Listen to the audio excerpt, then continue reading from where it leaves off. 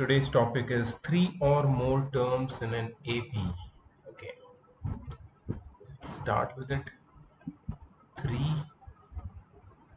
or more terms in an AP.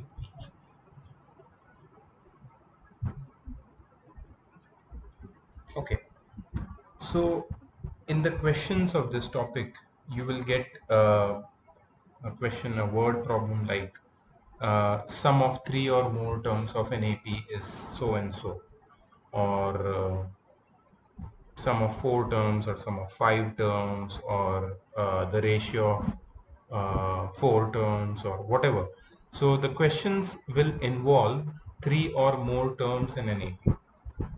So when you have to find the terms, or you have to find the AP, and they have given you the relation between three or more terms of an AP, you require to take these terms, three or more terms, in a specific pattern. So what is that pattern? We are going to uh, first understand the pattern, and then we are going to remember the pattern, right? So when we are getting that kind of problem, we will use this pattern and we will solve that question. So the first one, if suppose you have been given uh, three three consecutive terms of an AP, right?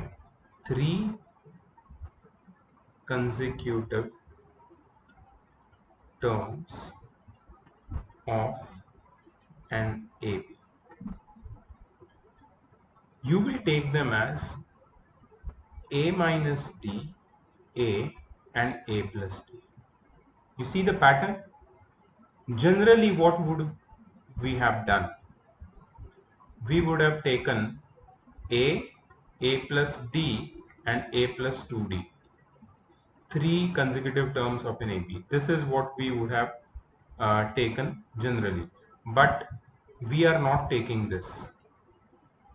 We are taking three consecutive terms of AP as A minus D, A, and A plus D. So some students, they might have this question in their mind, that why we are taking in this particular pattern, why we are taking three terms in this pattern. We are taking three terms in this pattern because the calculation according to the conditions given in the question becomes simpler by taking the terms in this particular pattern. If you take A plus D, and A plus 2D, the calculation becomes complicated and you don't get your answer easily. You can try that, but this, what I have shown you over here, gives you an answer lot quickly, right? So that was about three consecutive terms of an AP. What if they have given you four consecutive terms of an AP? If they have given you four consecutive terms of an AP, you take those four terms as A minus 3D. Remember this, A minus 3D, A minus D, A plus D, and A plus 3D. It is little strange because you will have this question in your mind, that why they have not taken A minus 2D or A plus 2D. They have not taken that because it does not fit into the pattern. Now you see there is a term involving A minus 3D and A plus 3D. So it's possible that when you put these terms in the conditions provided by the question, these two terms, they get cut with each other, the minus 3D and plus 3D, and the equation gets simplified and you get the value of A. Here also minus d and plus d cuts and it gets simplified. So that may be the reason why they have given the order of four consecutive terms as shown over here, right? Similarly, if they give five consecutive terms of an AP, same thing, right? Five consecutive terms of an AP, you will take them as A minus 2D, A minus D, sorry, A minus D, A plus D, and A plus 2D. A minus 2D, A minus D, A plus D, and A plus 2D. These are five consecutive terms of an AP. if they are asking you 6 consecutive terms of an AP, then what would you take? You will take a minus 5d, a minus 3d, a minus d, a plus d, a plus 3d, and a plus 5d. Please remember this pattern of taking 3 or more consecutive terms in an AP as given here, right? So you will have questions on this particular topic. We are going to solve them, right? Now, one more thing, there are two more things we have to study today. Two more new topics in this particular part, and then the last part is of word problems. So this chapter is going to be over. This is the last class for this particular chapter, right? This is a very easy chapter till now. You might not have faced many problems. I've seen that students are submitting homework and they rarely have any doubts, right? So it's good. This is an easy chapter and it's a good choice that we have selected this chapter, right? Let's go to the next topic, arithmetic mean. Arithmetic mean, what is arithmetic mean?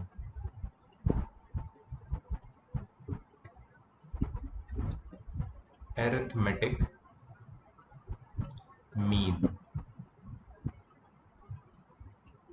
in short form it is known as AM, arithmetic mean. Suppose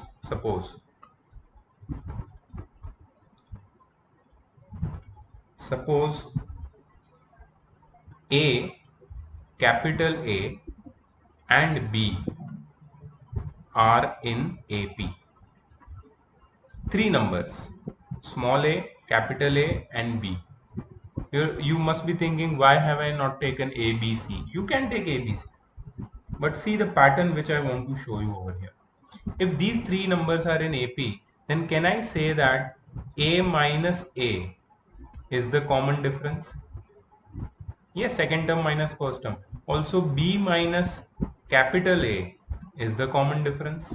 Yes, these both are true. So can I say that A minus capital A is equal to small b minus capital A? Yes. So can I say A plus A is equal to B plus A or A plus B? Yes, definitely.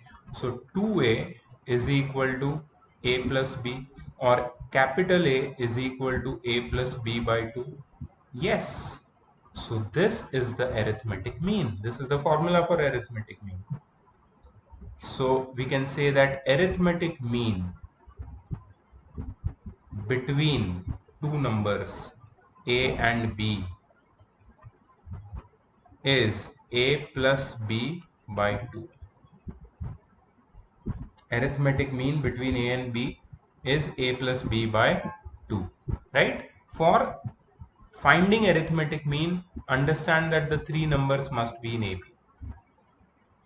Then the middle number is the arithmetic mean between the first and the third, right? So this is arithmetic mean, very small, very cute, very easy topic. Let's go to the next topic, properties of AP. Note these things down, okay? Properties of AP. If you have not noted the earlier topics, uh, stop the video here or start from the beginning and keep noting with me. Note everything down and then start the solved examples with me. Solved examples also you have to solve. It's not just for watching. Okay, you have to solve with me. So suppose if I show you one question, you can pause and solve and then check the answer with me. So it will be a good practice for you. Right? Properties of an AP. First property, property number 1. If same fixed non-zero number is added or subtracted, if same fixed non-zero number is added or subtracted from each term of an AP, from each term of an AP, the resulting sequence is also an AP. The resulting sequence is also an AP. So this is the first property of an AP. Suppose let's say that I have an AP such that A, B, C, and so on. Right? These three numbers and so on. This is a full sequence of AP. This sequence is AP, arithmetic progression. Now, if they are saying that if some fixed non-zero number is added or subtracted from each term of the AP, the resulting sequence is also an AP. So let X be a fixed non-zero number. Therefore, A minus X, B minus X, C minus X is also an AP. Right? This is one thing. And A plus X, B plus X, C plus X is also an AP. So what did I do? I took an AP, then I took another non-zero fixed number. When I subtracted this number from each term of an AP, or when I added this number to each term of an AP, the resulting answer is also an AP. So that's the first property of an AP. Second property of AP. If each term of an AP is multiplied or divided, if each term of an AP is multiplied or divided by a given fixed non-zero number, right? The resulting sequence is AP. The resulting sequence is an AP. Alright, so we are going to take the same numbers A, B, C, and X will be our non-zero fixed number. So they are saying that AX, BX, CX, and so on is an AP, right? This is true. Also, A by X, B by X, C by X, and so on is an AP. Right? So if you multiply or divide also the same fixed number with each term of an AP, the resulting number will be an AP.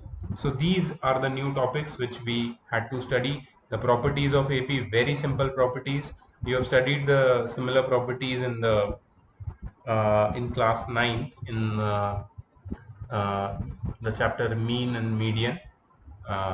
If you add a number to each observation, the mean also increases by the same number. You remember that? So this is very similar to that, right? Very, very similar to that, but it's very simple properties.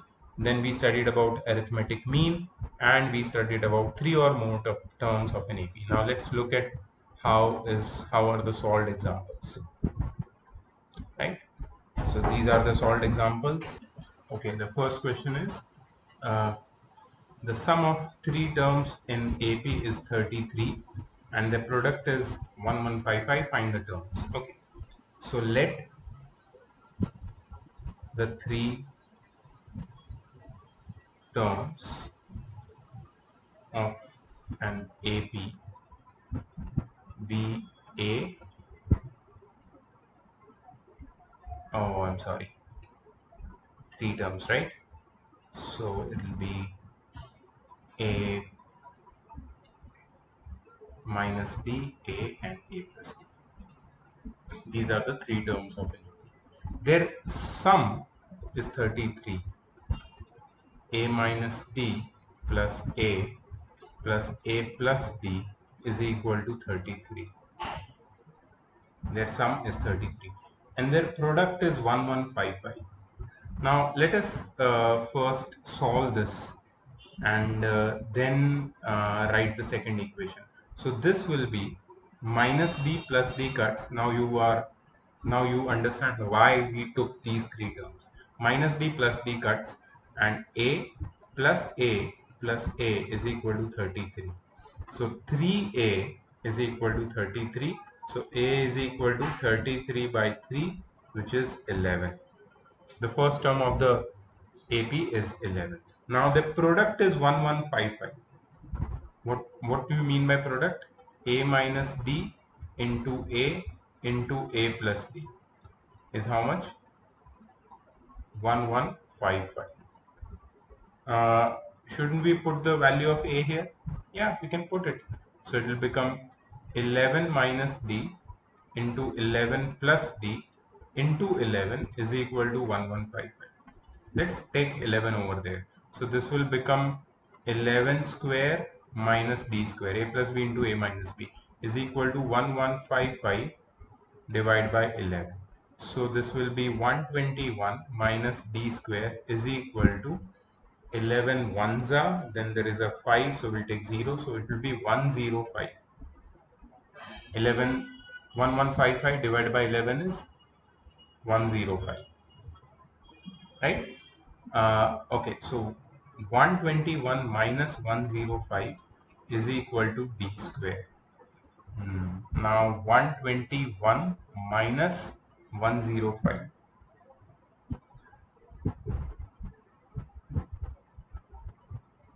I'm just checking whether I'm right or wrong.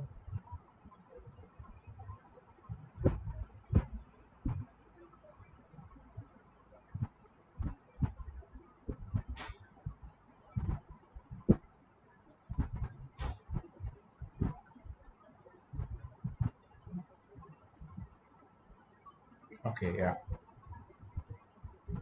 Yes, I am right. So 121 minus 105, that is 21 minus 5, 16. Great. So 16 is equal to D square, and therefore D is equal to under root of 16, which is plus minus 4. Remember, whenever we take root, we take plus minus 4, right? So now we can find the AP. Okay, we have got first term and second term. So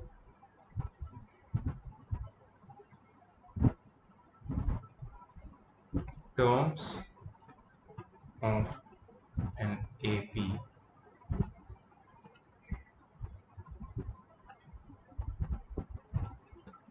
are A plus, sorry, A minus, A minus D, A and A plus D. So A is 11 minus, first I will take plus 4, right?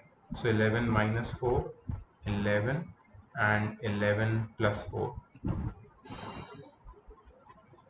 So the terms are 11 minus 4 is 7, 11, 15, right? And this is when D is equal to plus 4. Now when D is equal to minus 4, terms of AP are A minus D, A and A plus D, which implies 11 minus minus 4, 11 and 11 plus minus 4, right? So I've taken minus 4, so 11 plus 4, 11 and 11 minus 4, that is 15, 11 and 7. The same terms but in reverse order. So either the AP is 7, 11, 15, or the AP is 15, 11, 7. Right? So this is how you can get a double answer. Remember, in these kind of questions, you can get a double answer, because even if you take 7, 11, 15 or 15, 11, 7, their sum will be 33 and their product will be 1155. So any one of them can be true. So I hope you understood the method. There are more sums like this. in the exercise. Okay, the next question is, if A, B and C are in AP, show that B plus C, C plus A and A plus B are also in AP. Okay, now see, A, B and C are in AP. Now you remember the second topic which we did? This is not about three numbers, three consecutive numbers or four consecutive numbers are in AP. This is not about that. This is about arithmetic mean. If three numbers are in AP, we can say the middle one is the arithmetic mean of the first and third. The middle one is the arithmetic mean of first and third. B is the arithmetic mean of A and C. Right? So if B is the arithmetic mean of A and C, we can say that therefore B is equal to A plus C by 2. B is equal to A plus C by 2, or uh, or A plus C is equal to 2B. A plus C is equal to 2B. Now we have to prove that these three numbers B plus C, C plus A and A plus B are in AP. We can prove them. Easily we can prove them. See how.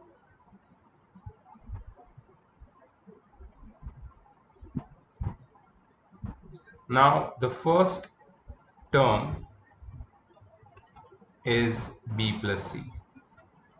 Second term is C plus A.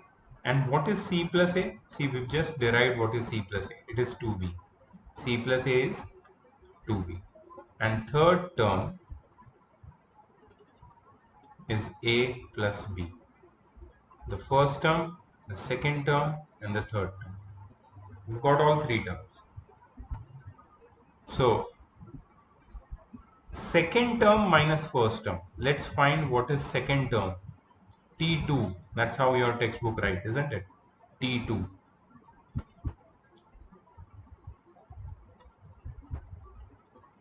Minus T1. What will be T2 minus T1? The common difference. What is T2? 2B. C plus A is 2B, right? Minus bracket B plus C. So what is this? 2B minus B minus C. That is B minus C. And what is third term minus second term? T3 minus T2. Third term is A plus B, and the second term is 2B. So you are getting A plus B minus 2B, which is equal to A minus B. Okay, so the common difference is coming different. So maybe common difference is not the way how you prove it, AP. Okay, so we have another way, no problem. No problem. What will be another way? We have our three terms B plus C, C plus A, and A plus B.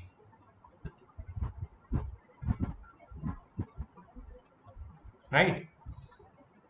Now, according to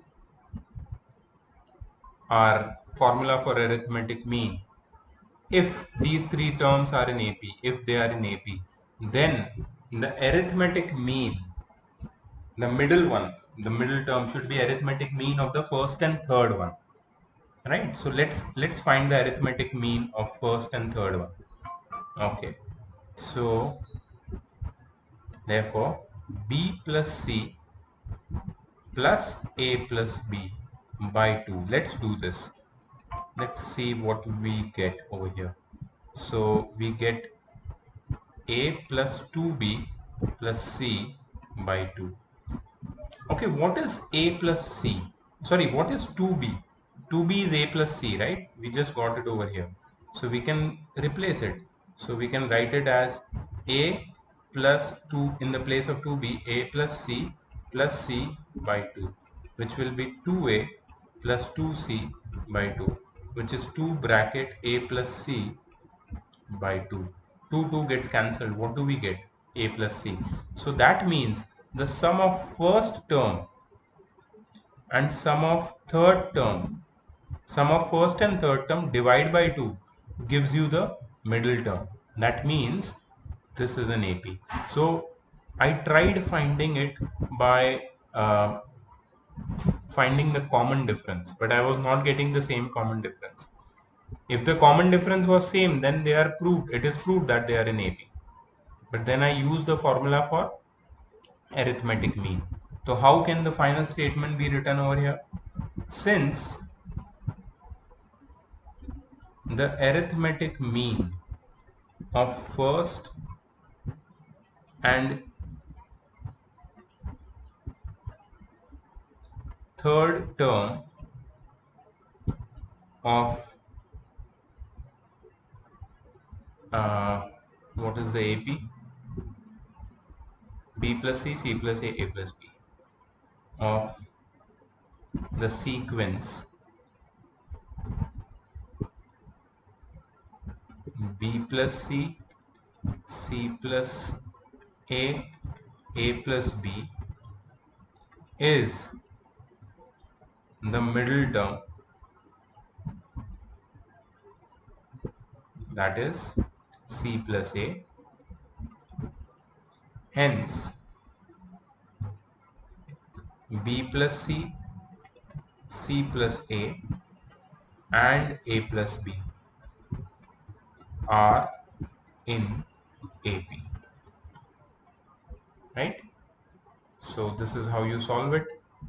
First, you've taken the given information, that is A, B, and C are in AP, and then you found the value of arithmetic mean, that is the middle term, that is B, which is equal to the sum of first and third term divided by 2, that is A plus C by 2. So you found the value of A plus C, which was 2B.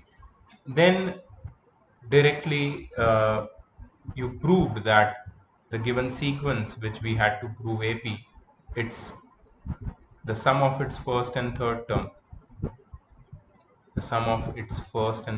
divided by 2 gives you the middle term.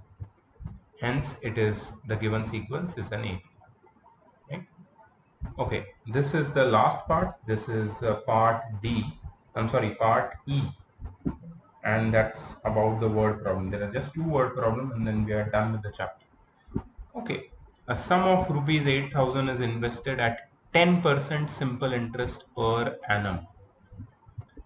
So you must be wondering about what is simple and compound interest has to do with AP. It has everything to do with AP. Calculate the interest at the end of each year. Does the sequence of interest at the end of consecutive years form an AP? Now see, a sum of rupees 8,000 invested at 10% simple interest. It is not compound interest. It is simple interest. Okay. Calculate the interest at the end of each year. So you have to calculate at the interest at the end of first year, at the end of second year, at the end of third year. Does the sequence of interest at the end of consecutive years form an AP? If yes, write its first term and the common difference. Okay, let's find out.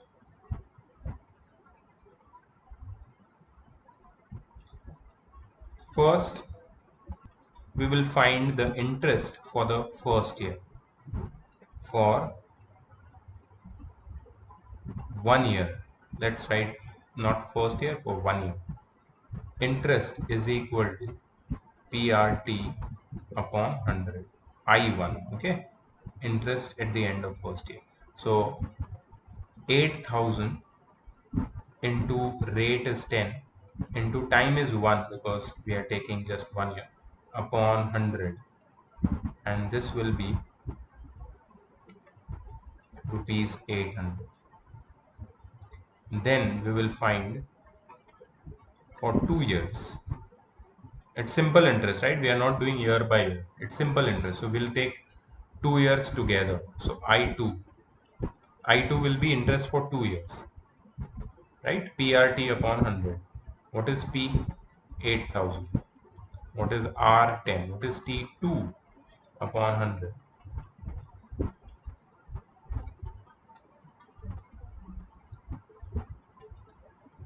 1600.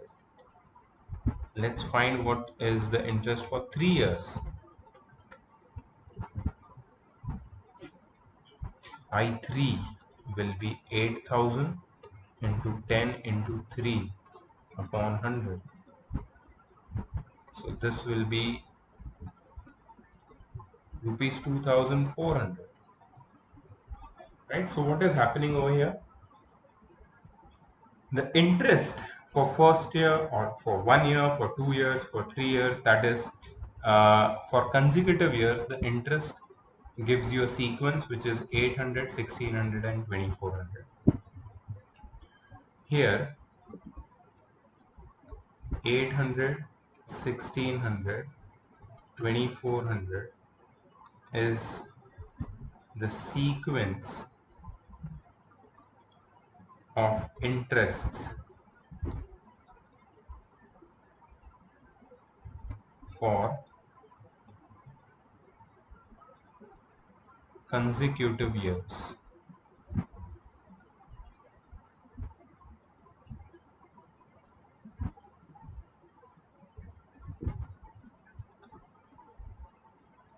Which forms an AP, जो एक AP बनाता है, right? So therefore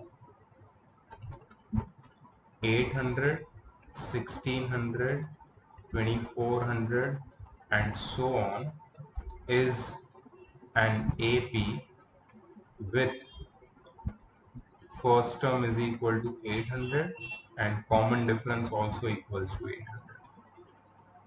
Right? Common difference is 800. Every year the interest is same, 800 rupees. 800 is the interest for every consecutive years. Right? So it was very, very simple interest. So remember this, that simple interest always obeys the law of AP. Okay, the last question of the chapter. In a school, students stand in a row. If 30 students stand in the first row, 27 in the second row, 24 in the third row, and 6 in the last row. Find how many rows are there and what is the total number of students. Very easy. See, 30 students are in the first row, 27 are in the second row, 24 are in the third row, and so on. And in the last row, 6 students are there. So this sequence is an AP with first term as 30 and common difference. What is the common difference? Minus 3. Why minus 3? Each succeeding term is decreasing by 3. Right? So what they are asking you to find, how many rows are there? Now see, in the first row, there are 30 students, total 30. Then in the second row, there are 27. Then there are 24. Like this, the number of students are going on decreasing. And what are these? These are the rows. Correct? Finally, there are 6 students in one.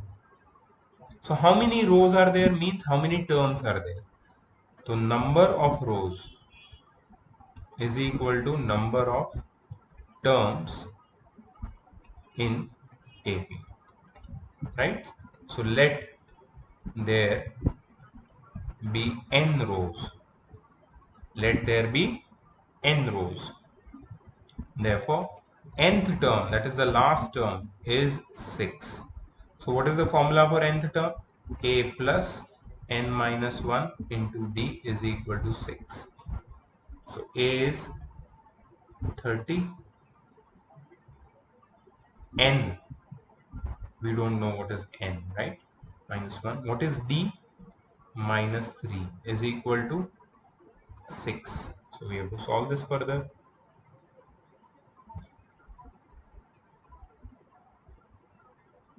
Okay, so 30 plus, now what will happen here? Minus 3 will get multiplied with both the numbers, minus 3n, and minus 3 will get multiplied with plus minus 1, it will become plus 3 is equal to 6.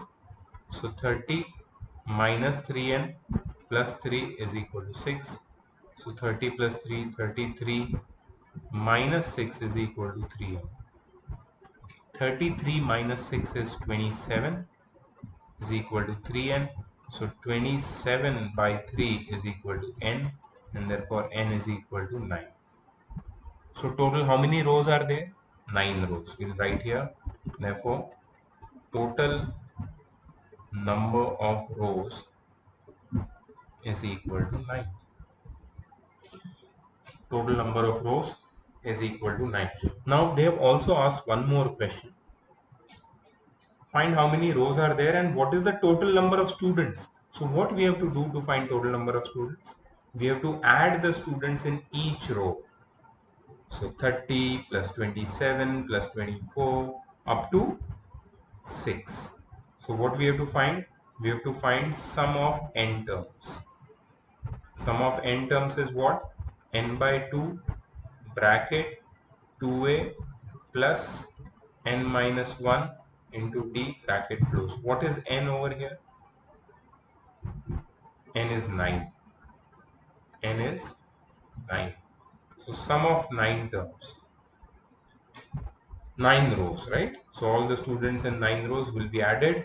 So it will be 9 by 2 bracket 2 into what is a, 30 plus 9 minus 1 into what is d, minus 3.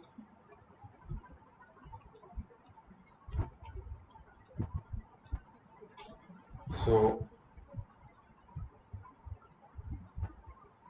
60. 9 minus 1 is 8. 8 into minus 3 is minus 24.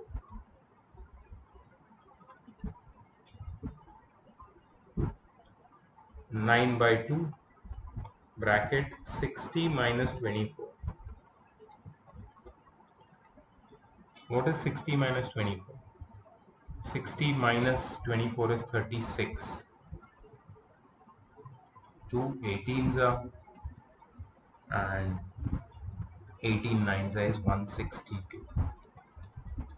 So therefore total number of students are 160. So very simple. So word problems are also simple. Only thing you have to convert them in the form of AP. Then only you will find the actual meaning, and then you can solve easily using the formula of AP. So the chapter is over, right? Nothing is left. The chapter is over. AP, all the topics are covered. Now you should be able to solve all the exercises. There are total 6 exercises. 6 exercises, right? So today we did part number, I think 2 and 3 was done. So 4 and 5. We did part 4 and part 5. The chapter is over. Now we are going to start with GP. So please complete all the exercises up to 10F, and soon I'll be posting the videos of GP. Update me in the group if you have any doubts, or if you uh, till where you have completed, so we can start ahead. Right. So see you in the next class. Bye bye.